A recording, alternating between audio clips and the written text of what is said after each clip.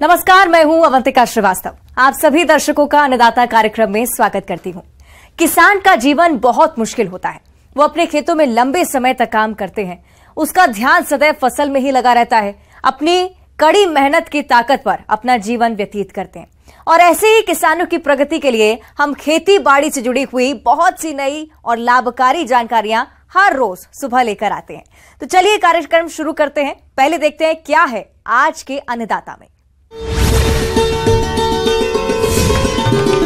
मूंग की फसल से अधिक उत्पादन लेने के उपाय।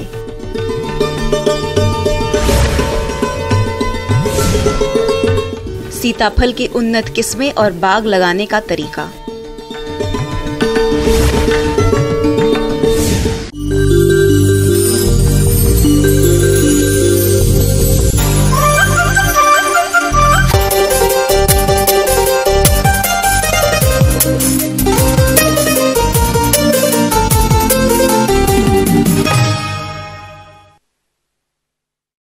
खरीफ मौसम में मूंग की खेती अपने राज्य में कई किसान भाई करते हैं और जिन किसानों ने मूंग की बुआई समय से कर दी थी, अब उनकी फसल 20 से 25 दिन की अवस्था पर है। तो इस फसल से अच्छा उत्पादन मिले, इसके लिए आपको फसल में खरपतवार नियंत्रण करते हुए सिंचाई और कीट रोग नियंत्रण पर विशेष ध्यान देना होगा। तो आप किस तरह से करें इन सभी कार्यों को, इसकी समस्त जानकारी दे रहे हैं राजमाता विजयराजे सिंधिया कृषि विश्वविद्यालय ग्वालियर के वरिष्ठ वैज्ञानिक डॉक्टर राजपाल सिंह तोमर।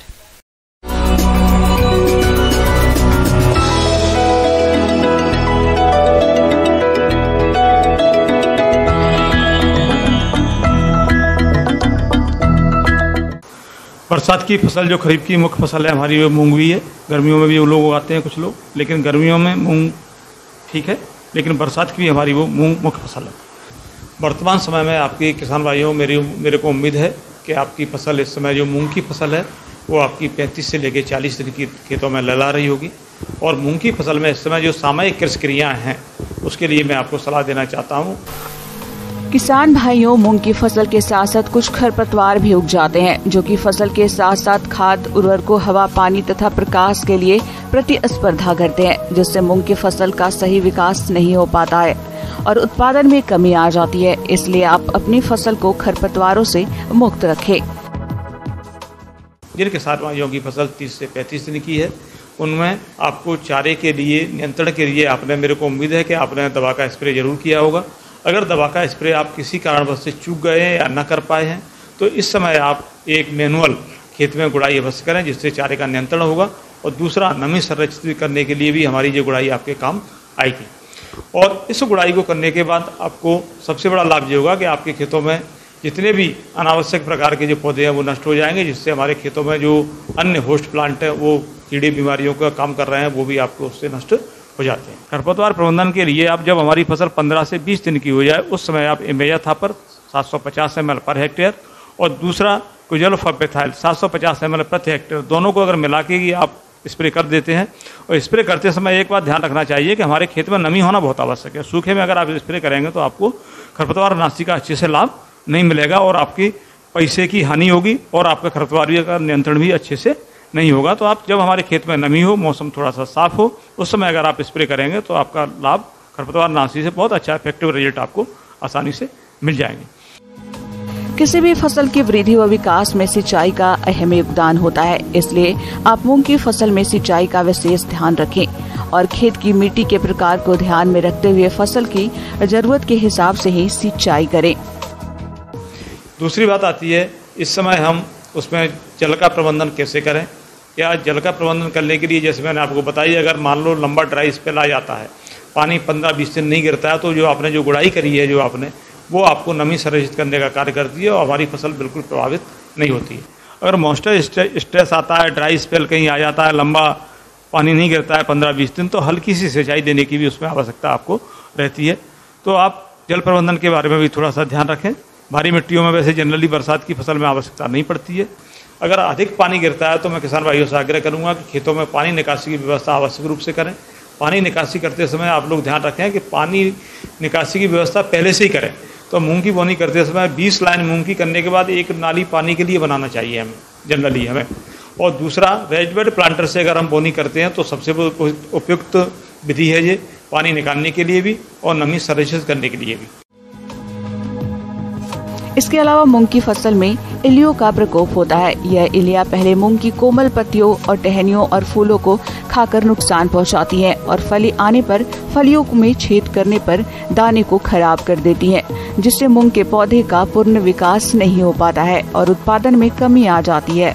इसलिए आप कीट प्रकोप की प्रारंभिक अवस्था में नीम तेल की 5 मिलीलीटर मात्रा को प्रति लीटर पानी के हिसाब से घोल बनाकर छिड़काव करें।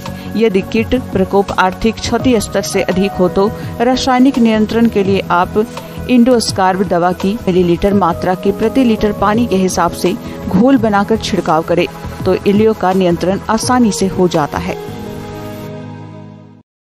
पीला मोजेक रोग जैसा भी उड़द मूंग की जहाँ तक बात आती है, तो मूंग में मैं आपको बता दूं, जहाँ जहाँ हमारे खेतों में पीले पौधे दिखाई दे रहे हैं, पीले पत्ते दिखाई दे रहे हैं, उनको तुरंत उखाड़ के आप खेतों में दबा दें और उनको नष्ट कर दें। और दूसरा, अगर कहीं भी अगर ज़्यादा पीले पत्ते दिखाई दे रहे हैं, आपको या बर्ड फ्लाई का अटैक दिख रहा है जो पीला मोजेक वायरस को फैलाती है, उसके कंट्रोल करने के लिए आपको इमिडाक्लोपिड जो आता है मार्केट में 100 ml पर हेक्टेयर की दर से अगर आप इसका स्प्रे करेंगे तो हमारे खेतों में बर्ड फ्लाई पूर्ण रूप से कंट्रोल हो जाएगी और पीला मोजेक रोग से भी बचाव आपका हो जाएगा। मूंग में आप अगर 2 स्प्रे अगर करेंगे इसके, तो आपका पीला मोजेक 100% कंट्रोल हो जाएगा और आपके मूंग की फसल में किसी भी प्रकार की कोई समस्या नहीं रहेगी। तो इसी प्रकार से जो मेरे द्वारा बताई गई जो आपकी टेक्नोलॉजी है, उसको अगर आप उपयोग करेंगे, उस तरीके से अगर आप मूंग की आप खेती करेंगे तो आपको उत्पादन काफ़ी अधिक प्राप्त होगा। और उत्पादन की जहाँ तक बात है, तो मूंग का उत्पादन आपका 10 से 12 कुंटल पर हेक्टेयर तक आसानी से आप प्राप्त कर सकते हैं। और सबसे अच्छी बात है एमएसपी, मूंग का एमएसपी 7,500 से ऊपर सरकार ने कर दिया है। ये बहुत ही अच्छी बात है, बड़ा हर्ष का विषय है। तो 7,500 से करने के बाद इकोनॉमिक रूप से हमारी अन्य फसलों की तुलना में मूंग हमारी फसल बहुत ही ज़्यादा लाभकारी सिद्ध होगी। किसान भाइयों, अभी तक आपने खेती से जुड़े हुए कुछ उपयोगी जानकारियां देखी। अब लेते हैं एक छोटा सा ब्रेक, जल्दी लौटेंगे और कार्यक्रम में आगे भी हैं खेती बाड़ी से जुड़ी महत्वपूर्ण जानकारियां, तो बने रहिए हमारे साथ।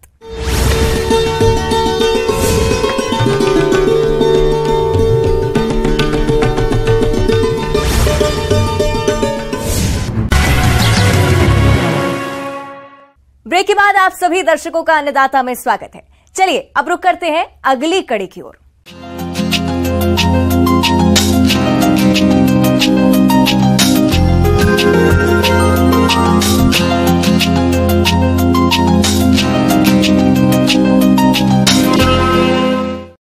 शरीफा एक मीठा व स्वादिष्ट फल है।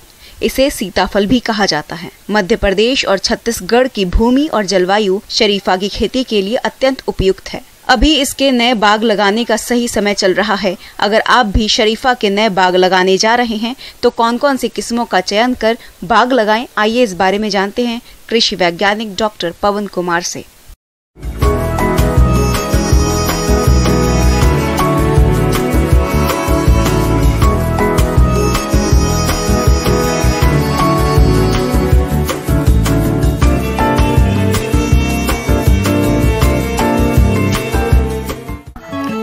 शरीफा सर्दियों में मिलने वाला फल है, जिसको शरीफा, सीताफल, शुगर एप्पल या कस्टर्ड एप्पल के नाम से जाना जाता है। शरीफा की खेती व्यापारिक दृष्टि से भी बहुत लाभदायक है। यूँ तो सीताफल की खेती के लिए उष्ण कटिबंधीय व उपोष्ण कटिबंधीय जलवायु उत्तम मानी जाती है, लेकिन शुष्क जलवायु में भी इसकी खेती की जा सकती है। अधिक ठंड इस फसल के लिए हानिकारक होती है। शरीफा बहुतायत रूप में उगाया जाता है, क्योंकि यहाँ की मिट्टी जो है वो शरीफा के लिए बहुत ही उपयुक्त है। और इसको हम ढालवा में भी कर सकते हैं, जिसको हम लोग कंटूर कहते हैं। ढालवा में भी हम लोग शरीफा का पौधा लगाते हैं। दूसरा कि समतल में भी लगाते हैं और वर्गाकार हम लोग लगा सकते हैं।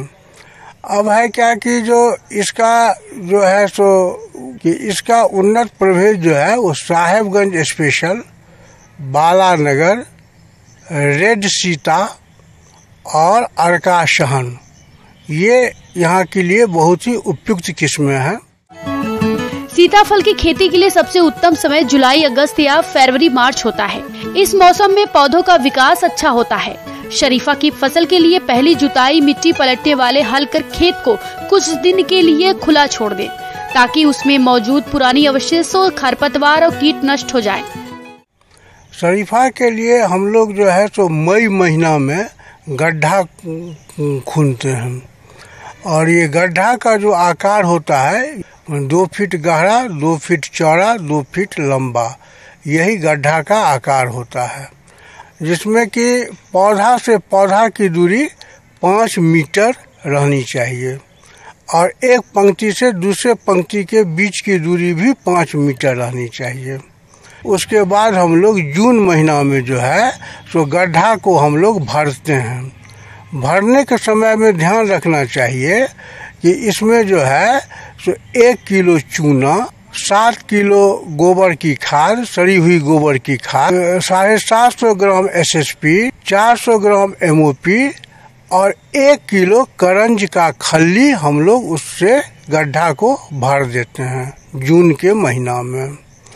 उसके बाद जून जुलाई में हम लोग जो है ये पौधा लगाते हैं। सीताफल के पौधे किसी सरकार द्वारा मान्यता प्राप्त संस्थान या रजिस्टर्ड नर्सरी से ले सकते हैं। सीताफल के पौधे लेते समय ध्यान रखें कि शरीफा के पौधे स्वस्थ होने चाहिए। इसके बाद सभी गड्ढों को दबा दबा कर अच्छी तरह भर दें। पौधों को मिट्टी सहित तैयार गड्ढे में लगा दें। इसके बाद 3 से 4 दिन के अंतराल पर सिंचाई करते रहें, जिससे पौधों की जल्दी और अच्छी स्थापना हो जाए। अब शरीफा जो है ये बीज से भी होता है, बीज से ही ज़्यादातर होता है, और हम लोग दूसरा जो है इसका साटा विधि से भी हम लोग जो है सो शरीफा लगाते हैं। अब पौधा लगाने के बाद हम लोग देखते हैं कि 3 बरस तक जो है तो उसमें गोबर की खाद जो है वो 10 किलो डालना चाहिए, और उसके करंज का खल्ली जो है सो 1.5 से 2 किलो डालना चाहिए। नाइट्रोजन भी 150 ग्राम पर पौधा, SSP 250 ग्राम पर पौधा, और MOP जो है वो करीब 150 ग्राम पर पौधा डालना चाहिए। उसके बाद जो पौधा बढ़ता है त्यों हम लोग खाद की मात्रा बढ़ाते जाते हैं, और जब 10 साल का पौधा हो जाए तो उसमें 20 से 25 किलो हम लोग गोबर का खाद डालते हैं, यूरिया 1 किलो डालते हैं, SSP 1.5 किलो डालते हैं, और पोटाश जो है सो आधा किलो डालते हैं।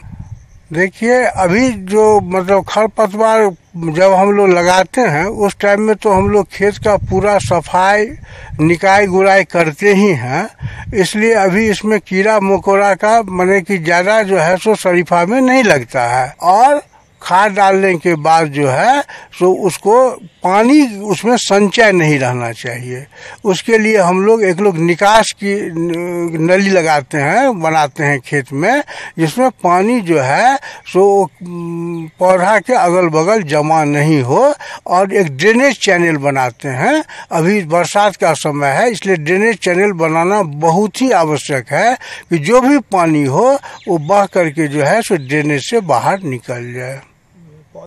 और इसके बाद जो है उसमें बड़ा फल करीब 100 जो है सो शरीफा का फल एक पौधा में लगता है, और हम लोग जो है सो इसे प्रति एकड़ जो है सो 15 से 20 हजार रुपया कमाते हैं। आगे और भी है खेती बाड़ी से जुड़ी हुई बहुत सी रोचक जानकारियां, पर यहां पर रुकेंगे एक और छोटे से ब्रेक के लिए। जल्द हाजिर होते हैं।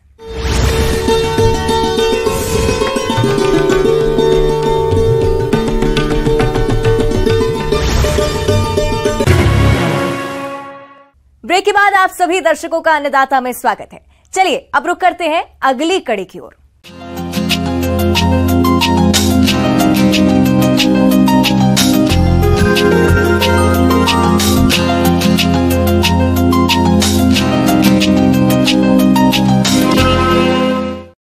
शरीफा एक मीठा व स्वादिष्ट फल है। इसे सीताफल भी कहा जाता है। मध्य प्रदेश और छत्तीसगढ़ की भूमि और जलवायु शरीफा की खेती के लिए अत्यंत उपयुक्त है। अभी इसके नए बाग लगाने का सही समय चल रहा है। अगर आप भी शरीफा के नए बाग लगाने जा रहे हैं तो कौन कौन सी किस्मों का चयन कर बाग लगाएं, आइए इस बारे में जानते हैं कृषि वैज्ञानिक डॉक्टर पवन कुमार से।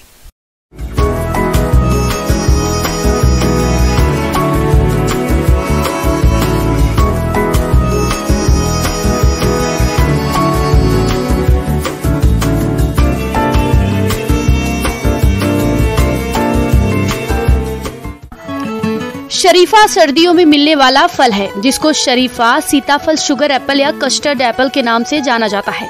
शरीफा की खेती व्यापारिक दृष्टि से भी बहुत लाभदायक है।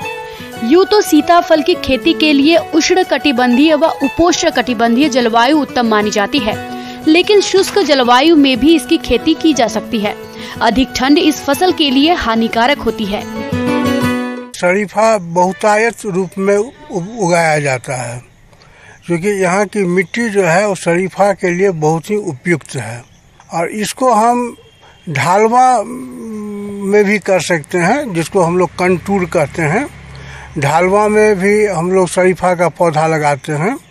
दूसरा कि समतल में भी लगाते हैं और वर्गाकार हम लोग लगा सकते हैं।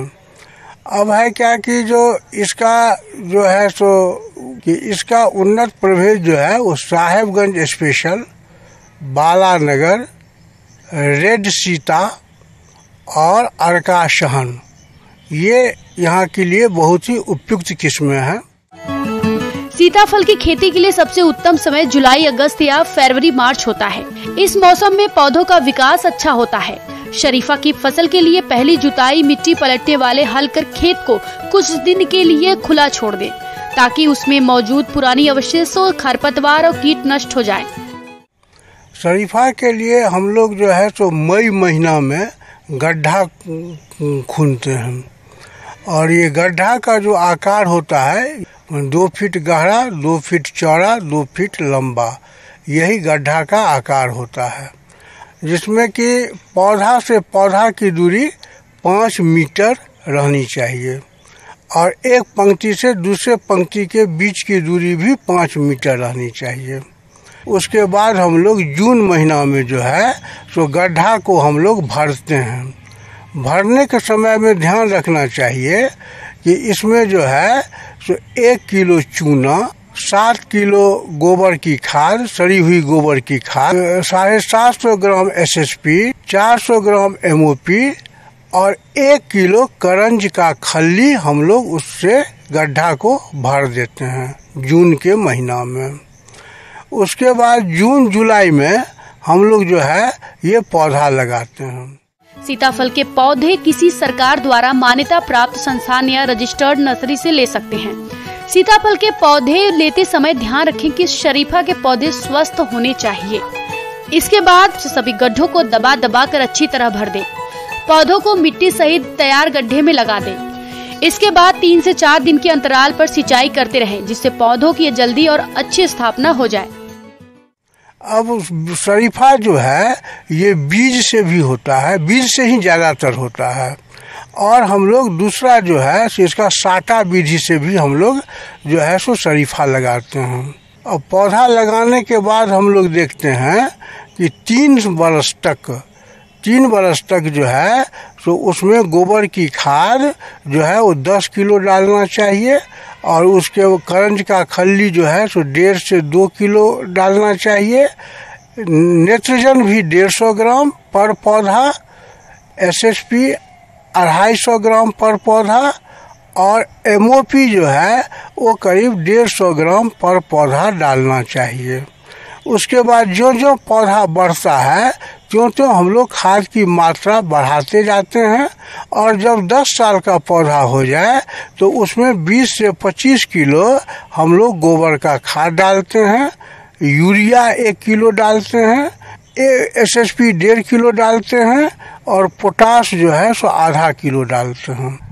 देखिए अभी जो मतलब खरपतवार जब हम लोग लगाते हैं उस टाइम में तो हम लोग खेत का पूरा सफाई निकाय गुड़ाई करते ही हैं, इसलिए अभी इसमें कीड़ा मकोड़ा का माने कि ज़्यादा जो है सो शरीफा में नहीं लगता है। और खाद डालने के बाद जो है तो उसको पानी उसमें संचय नहीं रहना चाहिए।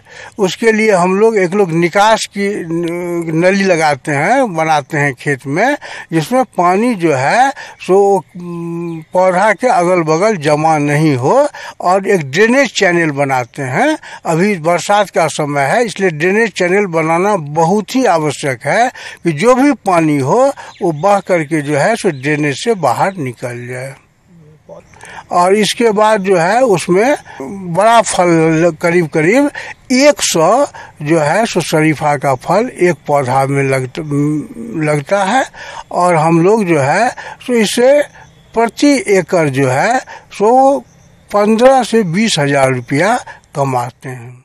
आगे और भी है खेती बाड़ी से जुड़ी हुई बहुत सी रोचक जानकारियां, पर यहां पर रुकेंगे एक और छोटे से ब्रेक के लिए। जल्द हाजिर होते हैं।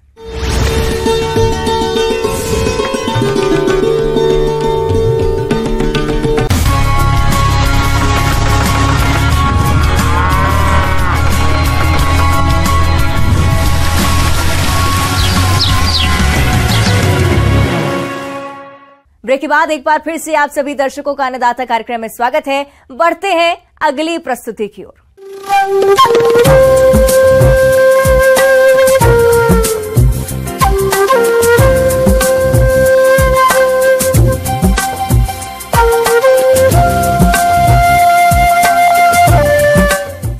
मौसम के अनुसार प्रबंधनों पर ही टिकी है आपकी खेती बाड़ी, इसलिए मौसम पूर्वानुमान और उस पर आधारित साप्ताहिक कृषि सलाह इस प्रकार है।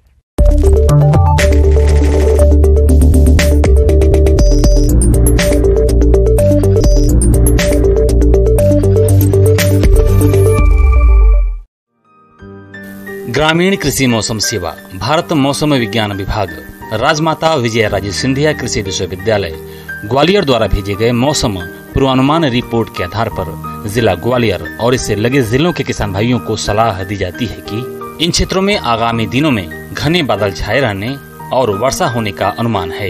अधिकतम तापमान 33 से 37 डिग्री सेल्सियस और न्यूनतम तापमान 23 से 25 डिग्री सेल्सियस रहने का अनुमान है। हवा लगभग 17 से 22 किलोमीटर प्रति घंटा की औसत गति से मुख्यतः पश्चिम दक्षिण व पश्चिम उत्तर दिशा से बहने का अनुमान है। ऐसे में इन क्षेत्रों के किसान भाइयों को सलाह दी जाती है कि संभावित मौसम को देखते हुए इस समय खाली पड़े खेतों की समय समय पर जुताई करते रहें, जिससे खरपतवार नहीं होने पावे। संभावित मौसम को देखते हुए इस समय जिन क्षेत्रों में वर्षा नहीं हुई है वहां पर यदि जरूरी हो तो फसलों व सब्जियों में जीवन रक्षक सिंचाई करें। बाजरा की फसल जब 20 से 25 दिन की हो जाए तब नाइट्रोजन की मात्रा को दें और बत्तर आने पर कुरप करें। संभावित मौसम पूर्वानुमान को देखते हुए तिल की फसल में खरपतवार नियंत्रण करें। संभावित मौसम पूर्वानुमान को देखते हुए सोयाबीन की फसल में अतिरिक्त वर्षा जल को बाहर निकालने के लिए जल निकास की व्यवस्था करें और बत्तर आने पर खरपतवार नियंत्रण करें। धान की फसल की रोपाई के 20 से 25 दिन बाद खरपतवार नियंत्रण के लिए बिस्पायरी बैग सोडियम 250 ग्राम दवा 500 से 600 लीटर पानी में घोल बनाकर छिड़काव करें। टमाटर की फसल में रस चूसक कीट यानी थ्रिप्स के नियंत्रण के लिए थायोमेथाक्साम 0.35 ग्राम प्रति लीटर पानी की दर से घोल बनाकर मौसम साफ होने पर छिड़काव करें। बैंगन, टमाटर, मिर्च और खरीफ प्याज की बतर आने पर खरपतवार नियंत्रण करें और कीट व्याधि की सतत निगरानी करते रहें। अगेती फूल गोभी की फसल में डायमंड बैक मॉथ कीट के नियंत्रण के लिए जैविक फफूंदनाशक बिवेरिया बैसियाना 2 ग्राम प्रति लीटर पानी की दर से घोल बनाकर छिड़काव करें। संभावित मौसम पूर्वानुमान को देखते हुए फलदार पौधे लगाने के लिए तैयार किए गए गड्ढों में आम, अमरूद, नींबू आदि के पौधों की रोपाई करें और अतिरिक्त वर्षा जल भराव न हो इसके लिए जल निकास की व्यवस्था करें।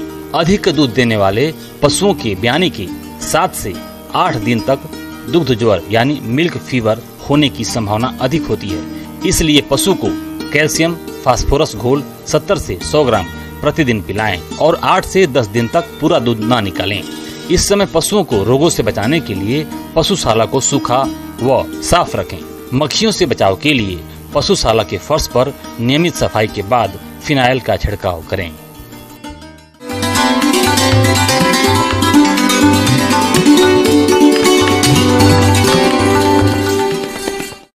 अन्नदाता हेल्पलाइन निशुल्क फोन संपर्क सेवा के माध्यम से आपके द्वारा पूछे गए प्रश्नों में से 1 या 2 महत्वपूर्ण प्रश्न को हम अपने कार्यक्रम में शामिल करते हैं। इसी के तहत आज का चयनित प्रश्न और उसका जवाब इस प्रकार है। अन्नदाता निशुल्क फोन संपर्क सेवा के माध्यम से पूछे गए प्रश्नों में से आज हमने जिस प्रश्न को कार्यक्रम में शामिल किया है उसे पूछा है ग्राम चौराई, जिला इटारसी के कृषक नवीन कुमार ने। ये तुलसी की खेती के बारे में संपूर्ण जानकारी चाहते हैं तो नवीन कुमार जी आपकी जानकारी के लिए प्रस्तुत है कार्यक्रम का ये अंश।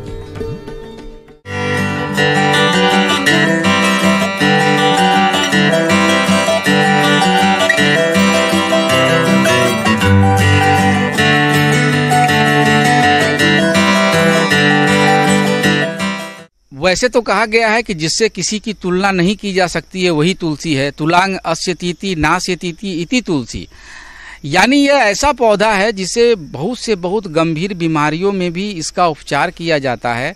साथ ही घरेलू उपचार के लिए और जो अभी मार्केट में इसके अनेक असंख्य प्रोडक्ट आ रहे हैं। तुलसी की उपयोगिता को देखते हुए इसकी खेती को बढ़ावा दिया जा रहा है।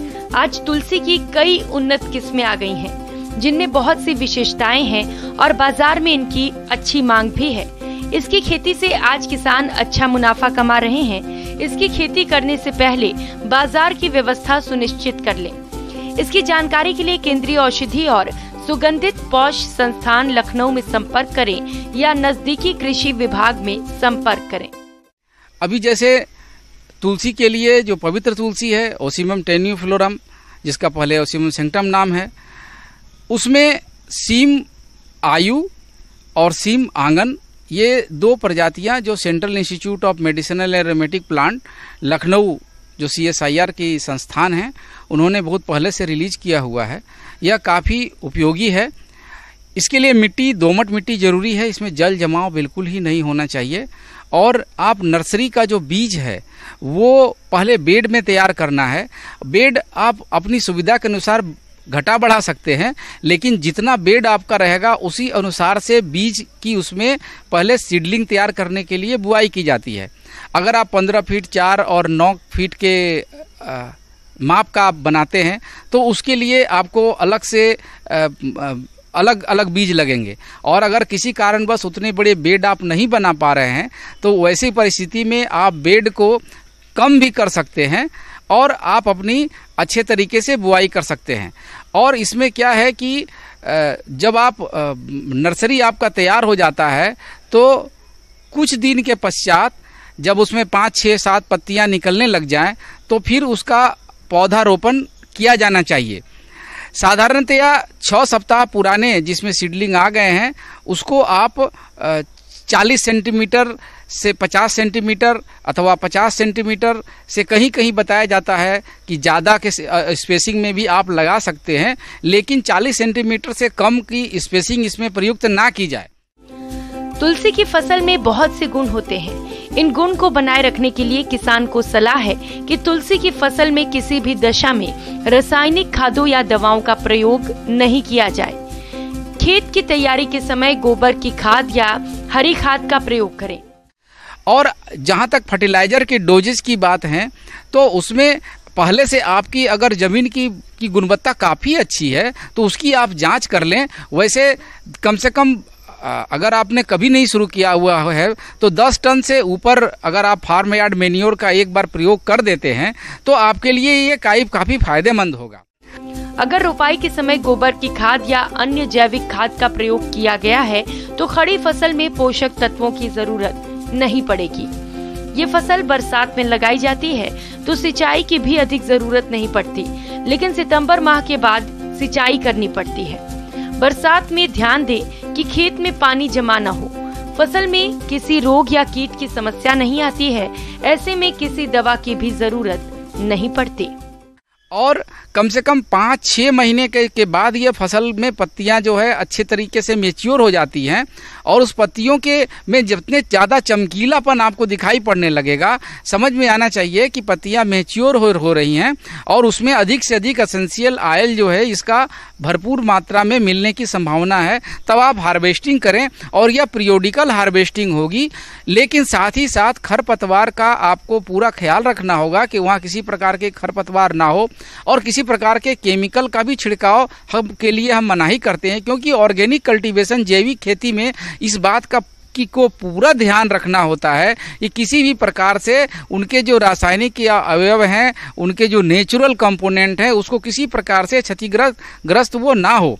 और जब आप हार्वेस्टिंग करते हैं तो 6 घंटे के भीतर ही पत्तियों का एसेंशियल ऑयल निकालने की प्रक्रिया आपको जारी कर देनी चाहिए। और बाद में अगर आपने बीज के लिए पौधा छोड़ा हुआ है तो बीज का अलग मार्केट है, पत्तियों का अलग मार्केट है। और ऑर्गेनिक तुलसी का एक टी के रूप में भी फार्मिंग स्टार्ट हुई है। फिर इसके यूजिनॉल कंपोनेंट तेल के लिए भी तो थोड़ा सा आपको और भी वैज्ञानिक अनुसंधान करने की जरूरत है। अगर आपके पास उपकरण नहीं है जो ऑयल एक्सट्रैक्शन का, तो आप समूह बना करके या और किसी भी प्रकार से, लेकिन हार्वेस्टिंग करके पत्तियों को तुरंत डंप नहीं करना चाहिए, छोड़ यूं ही नहीं देना चाहिए, क्योंकि इसमें फंगस या किसी प्रकार का कीट का आक्रमण भी हो सकता है। इसलिए जल्द से जल्द इसे एक्सट्रैक्शन की प्रक्रिया इसमें अपनानी चाहिए। इस तरीके से वैज्ञानिक खेती करेंगे मेरे प्यारे किसान भाइयों, तो आपको अच्छी से अच्छी आमदनी प्राप्त हो सकती है और आप अपना इस फील्ड में एक व्यावसायिक खेती का कैरियर अपना सकते हैं।